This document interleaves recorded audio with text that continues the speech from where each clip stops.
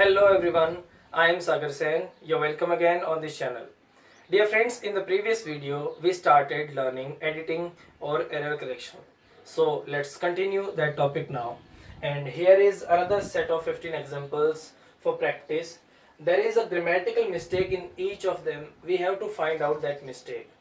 Okay, let's begin now. Yeah, but if you want to try yourself at first, you can pause this video for a while, do it yourself, then we will discuss the answers. Okay, you may go ahead.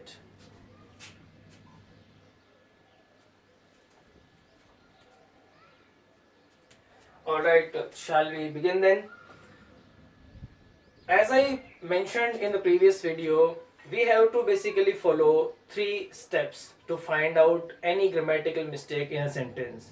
And those 3 steps are, first one is to look at the subject verb agreement. Second one is to look at the sequence of tense if there are more than two or more than 2 clauses in a sentence. And the third one is to look at the various parts of speech like pronoun, adjective, adverb, preposition, conjunction, etc. यानी अगर आपको किसी भी sentence में कोई grammatical mistake ढूंढनी है तो आप सबसे पहले सब्जेक्ट और वर्ब का अग्रीमेंट देखिए, सब्जेक्ट के नंबर और पर्सन के अकॉर्डिंग वर्ब आई है कि नहीं. सेकेंड वन, आप अगर एक से ज्यादा क्लॉजेस हैं सेंटेंस में तो आप उनका सीक्वेंस ऑफ टेंस देखिए कि टेंस का सीक्वेंस सही है कि नहीं. और तीसरी चीज, आपको वेरियस पार्ट्स ऑफ स्पीच या अदर पार्ट्स ऑफ स्पीच जो सेंटेंस में होते हैं, pronoun, adjective, adverb, preposition, conjunction, उन पर एक एक बार नजर डाल लीजिए, कहीं ना कहीं उन्हीं में से आपको गलती मिल जाएगी. आइए फर्स्ट सेंटेंस में जानते हैं क्या गलती है. पहले मैं आपको गलती क्या है वो बता दूंगा, फिर उसको एक्सप्लेन करूंगा कि उसको करेक्ट कैसे किया गया. My parents told me don't go out. इस सेंटेंस में मिस्टेक है यहाँ डोंट में, और इसका सही आंसर होगा अगर हम डोंट की जगह लिख देंगे नॉट टू. ये कैसे हुआ देखिए. सबसे पहले subject verb agreement, my parents plural है और यहाँ पर पास्ट है तो ये हो सकता है, और ये सब्जेक्ट वर्ब अग्रीमेंट सही है. और दूसरी चीज कि सीक्वेंस ऑफ टेंस देखने की जरूरत नहीं है क्योंकि इसमें 2 क्लॉजेस नहीं है, एक ही फाइनाइट वर्ब है. अब जब हमें पता चल गया कि इसमें एक ही फाइनाइट वर्ब है तो फिर आगे डोंट आने का सवाल ही पैदा नहीं होता.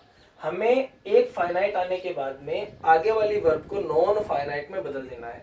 एक पीछे के वीडियो में हमने जाना था कि नॉन फाइनाइट वर्ब्स 3 तरह की होती हैं, इन्फिनेटिव, पार्टिसिपल, जिरेंट. तो उन तीनों में से किसी एक चीज में अगर हम इस वर्ब को कन्वर्ट कर देंगे तो ये सेंटेंस करेक्ट हो जाएगा. इसीलिए हमने गो फर्स्ट फॉर्म थी, उसके पहले टू लगा दिया तो ये इन्फिनेटिव बन गया और डोंट में से डू हट गया. एक चीज और बता दूं, जैसे कि डू, डज, डिड, ये हेल्पिंग वर्ब्स होती हैं और ये हमेशा फाइनाइट वर्ब्स में आती हैं. फाइनाइट वर्ब्स का मतलब क्या कि सब्जेक्ट के साथ ही आती हैं, इसके अलावा सेंटेंस में ये नहीं आती. इसमें एक चीज और आपके दिमाग में आ सकती है कि आप इसमें इन्वर्टेड कॉमास में कर दें इसको और डी को कैपिटल कर दें तो ये डायरेक्ट नरेशन का एक सेंटेंस बन सकता है. इसको अगर हम 2 टुकड़ों में बांट दें तब ये सेंटेंस हो सकता है, लेकिन फिर यहाँ पर टोल्ड नहीं आएगा, सेड टू आएगा और फिर यहाँ पे डी कैपिटल आएगा. लेकिन हमें सेंटेंस को तोड़ना तो है नहीं, हमें इसी को करेक्ट करना है, इसीलिए हमने यहाँ पे नॉट टू कर दिया तो ये एक सेंटेंस बन गया. Okay, second sentence, they advise me to consult a doctor. सबसे पहले सब्जेक्ट वर्ब अग्रीमेंट, और यहाँ देखते ही समझ में आ जाएगा कि यहाँ गलती है और इसका सही आंसर होगा एडवाइज. एडवाइज और एडवाइस में ये फर्क होता है कि एडवाइस नाउन होता है और एडवाइस वर्ब होती है. और क्योंकि सब्जेक्ट के साथ में फाइनाइट वर्ब आनी जरूरी होती है, इसीलिए एस ई वाला वर्ड यूज करेंगे. जैसे कि एक चीज और आपको पता होनी चाहिए कि एडवाइस और एडवाइस ये होमोफोन्स हैं, यानी सुनने में एक जैसे लगते हैं लेकिन इनके ग्रामेटिकल टर्म्स में फर्क होता है. ये नाउन होता है, वो वर्ब, तो वर्ब की जगह वर्ब भी आएगी. Third sentence, this is children's room. This is children's room, this के साथ इज आता है, ठीक है, कोई बात नहीं. और क्योंकि इज सिंगुलर है, हम आगे रूम की बात कर रहे हैं तो ये भी सही है, सब्जेक्ट वर्ब अग्रीमेंट में गलती नहीं है. लेकिन यहाँ गलती है चिल्ड्रंस में. इसका सही आंसर होगा चिल्ड्रंस अपोस्ट्रोफियस. अच्छा, अपोस्ट्रोफी एस क्यों? क्योंकि आपको पता होगा कि चिल्ड्रन अपने आप में एक प्लूरल वर्ड है, इसके साथ में एस नहीं लग सकता क्योंकि इसका प्लूरल नहीं होता, चाइल्ड इसका सिंगुलर होता है। तो एस हम कब लगाते हैं किसी भी नाउन में? या तो प्लूरल करने के लिए, और अपोस्ट्रोफी एस कब लगाते हैं? उसकी पजेसिव फॉर्म बनाने के लिए। यहाँ पर पजेसिव फॉर्म आएगी, क्यों? क्योंकि हम ये कह रहे हैं कि यह बच्चों का कमरा है, बच्चों का कमरा। तो यहाँ पर पोजेशन दिखाया गया है कि किसका कमरा? बच्चों का कमरा। और किसी भी नाउन का पजेसिव फॉर्म हम अपोस्ट्रोफी एफ से बनाते हैं। Next, he has spend all the money. इसमें मिस्टेक है यहाँ, इसका सही आंसर होगा स्पेंट। वाई? क्योंकि हैज, हैव और हैड इन तीनों के साथ में थर्ड फॉर्म ऑफ वर्ब आती है। थर्ड फॉर्म ऑफ वर्ब यानी पास्ट पार्टिसिपल फॉर्म, इसलिए स्पेंट तो फर्स्ट फॉर्म प्रेजेंट फॉर्म है, और हैज हैव हैड के साथ थर्ड फॉर्म आनी चाहिए, इसलिए spent. Next, Telugu difference from Tamil. इसमें गलती है इस वर्ड में, और इसका सही आंसर होगा डिफर्स। कैसे? वही बात है नाउन और वर्ब वाली। डिफरेंस एक नाउन है और सब्जेक्ट के बाद में वर्ब आनी जरूरी होती है, फाइनाइट वर्ब के बिना सेंटेंस बनता ही नहीं। इसलिए डिफरेंस नाउन का हम जब वर्ब में कन्वर्ट करेंगे तो डिफर आएगा, और क्योंकि तेलुगु सिंगुलर है इसलिए डिफर्स। इसका दूसरा एक पैटर्न भी हो सकता है, हम यहाँ पर इज डिफरेंट भी कर सकते हैं। क्या कर सकते हैं? Is different. Is different, Telugu is different from Tamil. इन दोनों में से आप कोई भी कर सकते हैं, आप ले बी फॉर्म यूज कर लें या आप मेन वर्ब यूज कर लें, दोनों ही सही माने जाएंगे। अगला sentence, I was wandering around the temple। इस सेंटेंस में गलती है wandering में, यहाँ पर आएगा wandering। wandering वही होमोफोन्स वाली बात है, wandering wandering एक जैसे सुनाई पड़ते हैं लेकिन दोनों के अर्थ में बहुत फर्क है। WONDERING इसका मतलब था सोचना, विचार करना। इस वर्ड का इस सेंटेंस में कोई सेंस नजर नहीं आता। कैसे? I was wondering, मैं सोच रहा था, मैं विचार कर रहा था। अराउंड द टेम्पल, मंदिर के इर्द गिर्द, ये तो मंदिर के किसी चारों ओर जगह की बात हो रही है, तो मंदिर के चारों ओर वंडरिंग से क्लोज वर्ड क्या होता है होमोफोन्स में? वेंडरिंग। और वेंडरिंग का मतलब घूमना फिरना। तो मैं मंदिर के चारों ओर घूम फिर रहा था, चक्कर लगा रहा था, इसलिए WANDERING वेंडरिंग। ऐसे मिस्टेक्स भी दिए जाते हैं, so be aware. Next, after the dinner dessert was served. यहाँ पर भी होमोफोन्स वाली ही गलती है, डेजर्ट नहीं, यहाँ पे डेजर्ट आएगा। होमोफोन्स हैं, दोनों सुनने में एक जैसे लगते हैं लेकिन दोनों के मीनिंग में बहुत फर्क है। इस डेजर्ट का मतलब होता है रेगिस्तान, और इस डेजर्ट का मतलब होता है मिठाई। यहाँ पर अर्थ ही नहीं बनेगा कि डिनर करने के बाद, खाना खाने के बाद रेगिस्तान परोसा गया, इनएप्रोप्रिएट। इसीलिए DESSERT डेजर्ट यानी मिठाई। Next, we were shocked at the voice of the gun. यहाँ पर गलती है इस वर्ड में, वॉइस में। यहाँ पर क्योंकि देखो किसकी चीज की वॉइस? गन। अब आप जानते होंगे कि किसी भी लिविंग क्रिएचर की आवाज को हम वॉइस कहते हैं। कोई जानवर है, इंसान है, उसकी आवाज वॉइस हो सकती है, लेकिन किसी भी नॉन लिविंग थिंग की जो आवाज होती है उसको वॉइस नहीं, उसको हम साउंड कहते हैं। इसीलिए साउंड ऑफ द गन सही होगा, वॉइस ऑफ द गन गलत। ऐसा ही एग्जांपल यहाँ है, देखिए कि have you paid the bus fees. अब बस की फीस नहीं होती, शुल्क नहीं होती।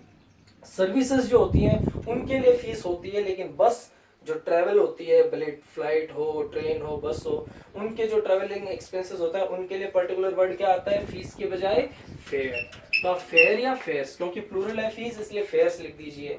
फी होता तो फेयर लिख देते। किराया, बस का किराया, क्या तुमने बस का किराया दे दिया है। अगला sentence, the owner wants to sell the house. वही नाउन और वर्ब वाली गलती है, इसमें मिस्टेक है इस वर्ड में, सेल में आएगा क्या? सेल। देखो बोलते हैं भी अलग अलग है, सेल सेल, फर्क। टू दिया हुआ है, वही बात है, इन्फिनेटिव बनाना है हमें, टू प्लस फर्स्ट फॉर्म आनी चाहिए, प्रेजेंट फॉर्म ऑफ वर्ब आनी चाहिए, और प्रेजेंट फॉर्म ऑफ वर्ब होती है सेल। फिर सेकंड फॉर्म इसकी सोल्ड, सोल्ड है ना। लेकिन सेल क्या है? नाउन है जिसका मतलब होता है बिक्री, और सेल का मतलब होता है बेचना। तो यहाँ पर क्रिया आनी चाहिए, वर्ब आनी चाहिए, इसीलिए यहाँ पे सेल आएगा, सेल नहीं। Next, did you found this institutes. अब इसमें कई बार जल्दीबाजी में बच्चे सोचते हैं कि डिड आया तो डिड के साथ फर्स्ट फॉर्म आनी चाहिए, फाउंड तो सेकंड फॉर्म है। आपको ये पता होना चाहिए, हमने एक बार वर्ब्स की फॉर्म्स पढ़ी थी, उसमें मैंने फाइंड, फाउंड और कई कंफ्यूजिंग वर्ब्स के बारे में बताया था, एक बार आप वीडियो देख लेंगे। अब डिड के साथ फाउंड भी एक फर्स्ट फॉर्म है।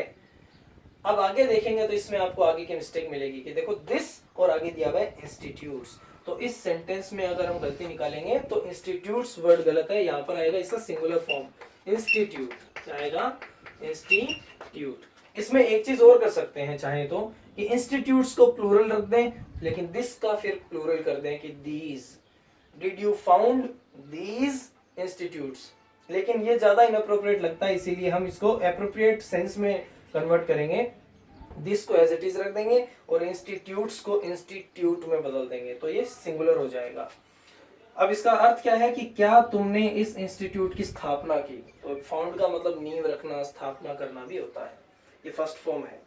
अगला sentence, the spreading of covid has affected the economy badly. You must know, कई बार ये कंफ्यूजन आती है स्टूडेंट्स के, ये इफेक्टेड जो है इसकी जगह आएगा अफेक्टेड, क्या आएगा अफेक्टेड, वही बात है नाउन और वर्ब वाली। इफेक्ट जो है वो एक नाउन है, और नाउन का सिर्फ सिंगुलर या प्लूरल हो सकता है, उसकी वर्ब्स नहीं बनाई जा सकती, उसके लिए वर्ब्स का अलग वर्ड होता है। तो इफेक्ट एक नाउन है, इसीलिए इसकी जगह हमें वर्ब आनी जरूरी है। क्यों? क्योंकि हैज इस सेंटेंस की फाइनाइट वर्ब में है, हेल्पिंग वर्ब, इसके साथ मेन वर्ब आएगी, इसलिए मेन वर्ब क्या है अफेक्ट। फर्क है दोनों के अर्थ में, इफेक्ट का मतलब प्रभाव और अफेक्ट का मतलब प्रभाव डालना, प्रभाव पड़ना। तो यहाँ पर प्रभाव पड़ने की बात हो रही है कि अर्थव्यवस्था पर बहुत बुरा प्रभाव डाला है, इसलिए वर्ब की जगह वर्ब भी आएगी, अफेक्टेड आएगा, ठीक है। तो जगह नहीं है इसलिए मैं बोल रहा हूं सिर्फ affected. Next sentence, the injured person had dead before he was taken to hospital. इसमें मिस्टेक है इस वर्ड में, डेड में, वही बात है नाउन और वर्ब वाली तो नहीं, लेकिन वर्ब यहाँ नहीं है। ये हैड के साथ वही बात है जैसे कि हैज के साथ थर्ड फॉर्म, हैव के साथ थर्ड फॉर्म, हैड के साथ भी थर्ड फॉर्म ऑफ वर्ब आनी चाहिए। लेकिन डेड क्या है? डेड एक एडजेक्टिव है, ये एक एडजेक्टिव है, किसी चीज की विशेषता बताने के लिए काम आता है। जैसे ही इज डेड, वो मृत है, मरा हुआ है। लेकिन इसकी वर्ब क्या होती है? डाई, और डाई की थर्ड फॉर्म क्या होती है? पास्ट पार्टिसिपल फॉर्म होती है डाइड, तो यहां पर आएगा डाइड। तो डेड और डाइड में क्या फर्क होता है? डेड एक एडजेक्टिव है और इसकी फॉर्म वर्ब जो होती है वो होती है डाई, और इसकी थर्ड फॉर्म होगी डाइड, तो डेड की जगह आएगा डाइड, हैज के साथ third form, had died, the injured person had died. अच्छा, एक चीज और आपको पता होनी चाहिए, सीक्वेंस ऑफ टेंस की हमने बात करी थी, बिफोर है और बिफोर के बाद में यहाँ देखिए वाज प्लस थर्ड फॉर्म, यानी ये है पास्ट सिंपल टेंस, है ना, वाज प्लस ये पैसिव वॉइस का पास्ट सिंपल टेंस है। तो बिफोर के एक तरफ जब पास्ट सिंपल हो तो इस तरफ पास्ट परफेक्ट आता है, और पास्ट परफेक्ट का मतलब ही क्या होता है? Had plus third form, had plus past participle form, इसीलिए had died. Second last, it was a humour play, it के साथ वाज आया है, आगे प्ले यानी कोई नाटक, एक वचन, इसीलिए सिंगुलर है, इसलिए वाज सही है। और ह्यूमर में कोई दिक्कत नहीं है, लेकिन यहाँ पर ह्यूमर प्ले इस फ्रेज में गलती है। प्ले कैसा है? हास्यास्पद, तो प्ले की विशेषता बताने वाला शब्द आना चाहिए। ह्यूमर का मतलब हो गया हास्य, ये है यहाँ पे नाउन, और यहाँ पर आना क्या चाहिए? प्ले की विशेषता बताने वाला शब्द यानी एडजेक्टिव, और ह्यूमर का एडजेक्टिव क्या होता है? ह्यूमरस, ह्यूमरस, इसीलिए ह्यूमर की जगह क्या आएगा? Humorous. It was a humorous play. Next sentence and last sentence actually, she was an Ukrainian. यहाँ पर है आर्टिकल की मिस्टेक। कैसे? देखिए, अक्सर एक रूल है कि भाई AEIOU से शुरू होने वाले नाउन्स के पहले एन आता है, लेकिन ये कई बार गलत हो जाता है, क्योंकि एक्चुअली रूल ये नहीं होता। रूल ये होता है कि जिस नाउन की प्रोनाउंसिएशन, उच्चारण ए आ ई आदि से होती है उसके पहले एन आता है। इस सेंटेंस को, इस वर्ड को आप पढ़ो, शी वाज, इसको एक बार रहने दो, ये गलत है यहाँ पे, यूक्रेनियन। यूक्रेनियन में पहला शब्द क्या आया, ये, यूक्रेनियन, इसलिए यहाँ पे एन नहीं आएगा, यहाँ पर आएगा ए। तो शी वाज अ यूक्रेनियन, ठीक है ना। इसे इंडियन बोलते हैं, तो in she is an Indian, सही है। यहाँ पर आई की वजह से एन नहीं आया, क्योंकि इंडियन का प्रोनाउंसिएशन ई से शुरू होता है, इसलिए ए आ ई ऊ वाली जो लाइन है अपनी बारहकड़ी वाली पहली लाइन, अगर किसी भी शब्द का उच्चारण उस लाइन से शुरू हो तब एन आता है। उसके अलावा किसी भी अक्षर से कोई भी शब्द का प्रोनाउंसिएशन शुरू हो और आपको ए या एन में से यूज करना हो तो ए आएगा, इसीलिए यूक्रेनियन होने की वजह से यहाँ पे ए आएगा। She was a Ukrainian. University, you आता है लेकिन ए आता है उसके पहले। अम्ब्रेला, अम्ब्रेला में यू आता है लेकिन उसके पहले एन आता है, क्यों, क्योंकि उसका प्रोनाउंसिएशन ए से शुरू हो रहा है। तो ए ई आई ओ यू का कोई मतलब नहीं होता, बात होती है प्रोनाउंसिएशन की, उच्चारण की। So this is all for now. अगर आपको और भी जानना है, और भी प्रैक्टिस करनी है, तो मैं कुछ एक वीडियोस और डालूंगा इस टॉपिक के, कुछ प्रैक्टिस सेट्स और डालूंगा मैं। और हाँ, आप अगर प्रैक्टिस कर रहे हैं तो आप डेफिनेटली अपनी क्वेरीज कमेंट्स में लिखिए। एक लास्ट में एक रिक्वेस्ट मैं और कर देता हूँ, जैसे पिछले वीडियो में भी मैंने बोला था, आपकी जानकारी में कोई भी ऐसे 11th और 12th के स्टूडेंट्स जिनके इंग्लिश लिटरेचर सब्जेक्ट है, उन तक ये वीडियो ज़रूर पहुँचाएँ, ताकि उनकी स्टडी हो जाए, उनका रिवीजन हो जाए। और 12th वालों के एग्ज़ाम भी होने बाकी हैं, उनके 5 मार्क्स का ये टॉपिक है, तो उन तक ये पहुँचाइए, उनकी हेल्प हो जाएगी। Thank you so much.